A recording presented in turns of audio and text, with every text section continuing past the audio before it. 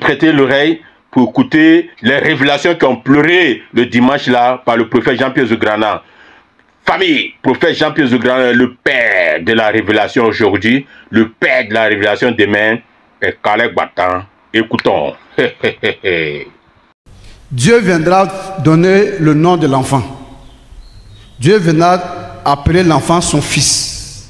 Et ce jour-là, les gens vont te poser la question à savoir, pourquoi il s'appelle fils de Dieu? Voici la raison. Puisque c'est le Saint-Esprit qui l'a produit en toi, c'est pourquoi il sera appelé fils de Dieu, parce que Dieu est esprit. Marie, tu as compris que oui. Donc le jour Dieu, parce que quand Dieu lui va venir là, il va faire seulement le baptême, il va donner le nom, mais il ne va pas donner les raisons. C'est la raison qui est là. Quand on te demande, voilà l'explication. Fils de Dieu signifie ceux qui sont nés d'esprit. Ça va? Fils de l'homme signifie ceux qui sont nés de sperme, de sémence physique. Donc quand souvent Jésus se fait appeler fils de l'homme et en même temps il se fait appeler fils de Dieu, c'est juste pour que l'homme comprenne qu'avant qu'il ne soit en train de manifester ce qui est de Dieu, il est d'abord fils des hommes, d'abord comme vous, mais ayant reçu l'Esprit de Dieu, voilà ce qui manifeste de nouveau, de plus que ce que l'homme naturel ne peut manifester. Donc quiconque veut aller à la recherche de la manifestation de ce qui en tant que fils de Dieu il manifestait, c'est d'aller télécharger le Saint-Esprit. Or, comment maintenant avoir le Saint-Esprit en toi, pour avoir maintenant Dieu en toi, pour être son fils, afin de manifester la bonté de Dieu, pour que tu sois aussi appelé bon maître.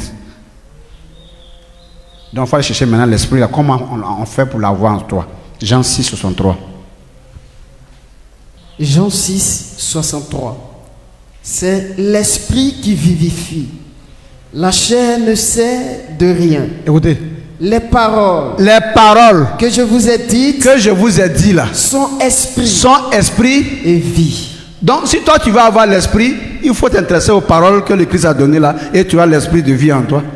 Tu laisses la parole et tu vas avoir l'esprit. Va chez Jean-Baptiste au Jourdain. Tu n'as rien compris.